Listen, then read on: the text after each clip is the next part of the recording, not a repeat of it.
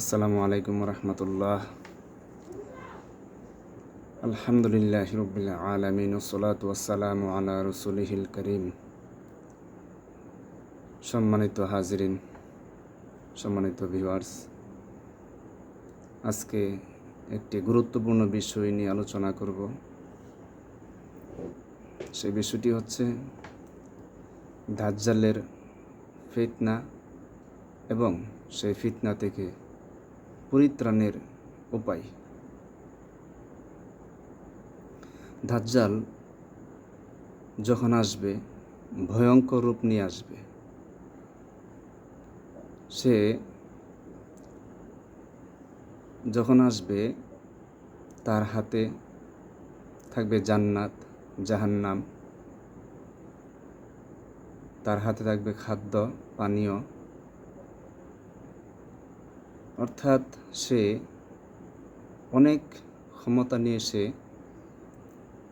আসবে। মূলত দাজ্জাল মানুষকে ঈমান নষ্ট করার জন্য আসবে,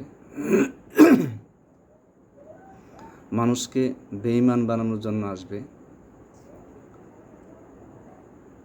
দাজ্জালের জান্নাত যারা গ্রহণ করবে তারা আল্লাহ পাকের জান্নাত তারা পাবে না। অর্থাৎ দাজ্জালের জান্নাত হচ্ছে মূলত জাহান্নাম, আর দাজ্জালের জাহান্নাম হচ্ছে মূলত জান্নাত। অর্থাৎ যারা দাজ্জালের সমর্থন করবে তারা আল্লাহ পাকের জান্নাতে প্রবেশ করতে পারবে না। আখিরাতের বিপরীতটা হবে। যেহেতু দাজ্জাল মানুষের ঈমান নষ্ট করার জন্য আসবে, এই জন্য আমাদেরকে জানতে হবে, বুঝতে হবে, দাজ্জাল সম্পর্কে আমাদের জ্ঞান লাভ করতে হবে। একজন জীবন্ত মানুষকে দাজ্জাল দ্বিখণ্ডিত করে আবার সাথে সাথে তাকে জীবিত করে দেখাবে।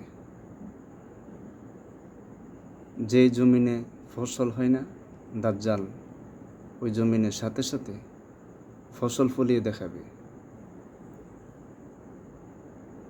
দাজ্জাল মানুষের চাহিদা পূরণ করে দেখাবে, অনেক মুহূর্তের মধ্যে ধনী বানিয়ে ফেলবে, অনেক অলৌকিক ক্ষমতা সে দেখাবে। তাই বলে মানুষ দাজ্জালের ফিতনায় যদি পড়ে যায় তাহলে আল্লাহ পাকের জান্নাতে যাওয়া, আল্লাহ পাকের সন্তুষ্টি থেকে বিরত থাকবে। অর্থাৎ আল্লাহ পাক তার উপর নারাজ হবেন, আল্লাহ পাকের জান্নাতে সে প্রবেশ করতে পারবে না, সে ঈমান হারা হয়ে যাবে। এই জন্য আমাদের উচিত দাজ্জাল থেকে আমরা কিভাবে বাঁচব, দাজ্জালের ফিতনা থেকে আমরা কিভাবে মুক্ত থাকব, আল্লাহ পাক আমাদেরকে মুক্ত রাখবেন সে সম্পর্কেও আমাদের কিছু জ্ঞান লাভ করতে হবে। কিতাবে পাওয়া যায় দাজ্জাল 40 দিন, দাজ্জালের ফিতনাটা থাকবে 40 দিন। তবে আমাদের দিনের মতো স্বাভাবিক দিন হবে না। প্রথম একদিন হবে 1 বছরের মতো একদিন, তারপর একদিন হবে তার চেয়েও কম, তারপরে একদিন হবে 1 মাসের মতো, তারপরে একদিন হবে 1 মাসের চেয়েও কম। এভাবে আস্তে আস্তে দাজ্জালের দিনগুলো ছোটো হতে থাকবে। তাহলে 40 দিন আমাদের মতো স্বাভাবিক দিন নয়। কিতাবে আছে দাজ্জাল 4টি জায়গা প্রবেশ করতে পারবে না। সেই 4টি জায়গা হচ্ছে মক্কার মসজিদ, আরেকটি হচ্ছে মদিনার মসজিদ, আরেকটি হচ্ছে বাইতুল মুকাদ্দাস, আর হচ্ছে তুরে সাইনা। এই 4টি জায়গায় দাজ্জাল প্রবেশ করতে পারবে না। এই জায়গাগুলো আল্লাহ পাকের ফেরেশতারা ঘেরাও দিয়ে তরবারি নিয়ে দাঁড়িয়ে থাকবেন। দাজ্জাল কোনো ছিদ্রপথে এই জায়গাগুলোতে মক্কা মদিনায় বাইতুল মুকাদ্দাসে এ ধরনের যে জায়গাগুলো আল্লাহ পাক তার প্রবেশ নিষিদ্ধ অর্থাৎ তার জন্য হারাম করে দিয়েছেন, সেই জায়গাগুলো আল্লাহ পাকের ফেরেশতারা ঘেরাও করে রাখবে। যদি সে প্রবেশ করতে চায় তাহলে সেখানেই তাকে আঘাত করা হবে। যখন সে মদিনায় প্রবেশ করতে চাইবে, দাজ্জাল কোনো ছিদ্রপথে চেষ্টা করবে, তখন ফেরেশতারা তরবারি নিয়ে ওখানে তাকে আঘাত করতে চাইবে। সেখানে ভূমিটা প্রকম্পিত হয়ে উঠবে, কম্পন সৃষ্টি হয়ে যাবে ভূমির মধ্যে একটি। তখন সেই কম্পনের কারণে সেখান থেকে যত মুনাফিক পুরুষ মুনাফিক নারীরা থাকবে তারা সবাই ওখান থেকে ভয়ে পলায়ন করবে অন্যদিকে। দাজ্জালও সেখান থেকে পলায়ন করবে। এভাবে দাজ্জাল এই 4টি জায়গা ব্যতীত পৃথিবীর সব জায়গায় সে প্রভুত্ব বিস্তার করে বেড়াবে। সে বহু মানুষকে ঈমান নষ্ট করে ফেলবে। কাজেই বন্ধুগণ, আমাদেরকে জানতে হবে কিভাবে আমরা দাজ্জালের ফিতনা থেকে আমরা মুক্ত থাকব।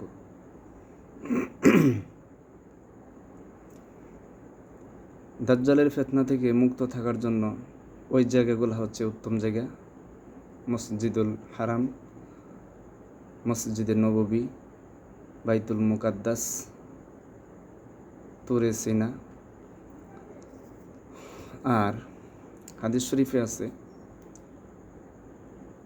সূরা কাহাফের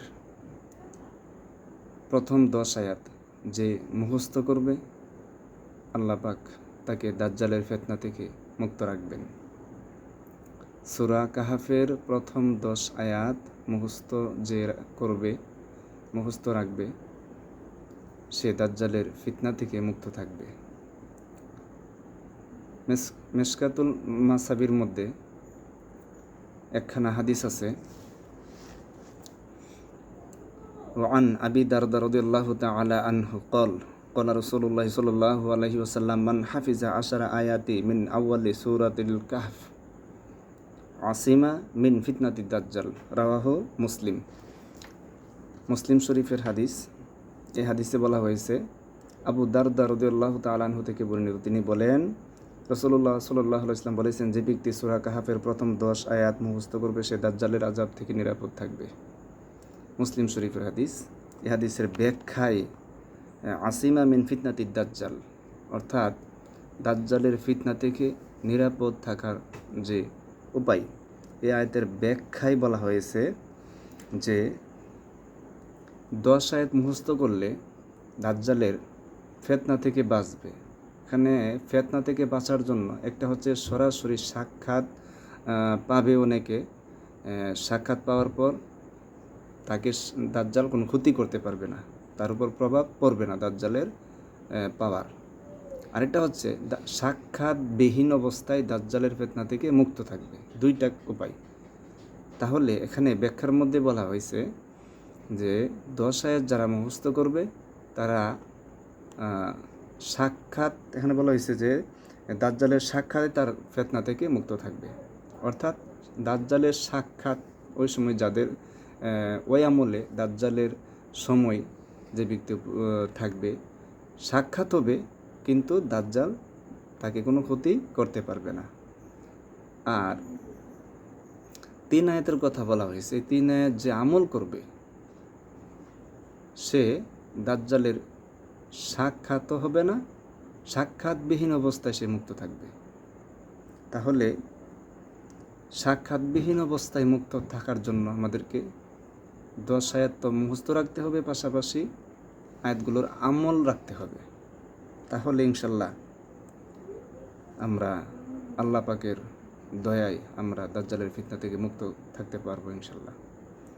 আবার আরেক কিতাবে পাওয়া যায় যে সূরা কাহাফের শেষ আয়াতের কথাও বলা হয়েছে। শেষ আয়াতের কথা বলেছে, শেষের 10 আয়াত যদি মুখস্থ করে তাহলেও দাজ্জালের ফিতনা থেকে বাঁচা যাবে। তাহলে আমাদেরকে আবার অনেকে প্রথম 10 আয়াতের কথাই বেশিরভাগ বলা হয়েছে। তাহলে আমরা দাজ্জালের ফিতনা থেকে বাঁচার জন্য সূরা কাহফের প্রথম 10 আয়াত মুখস্থ রাখব এবং আমলে রাখব।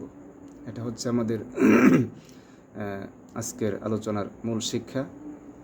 আমরা সূরা কাহফের প্রথম 10 আয়াত মুখস্থ রাখব, আমলে রাখব।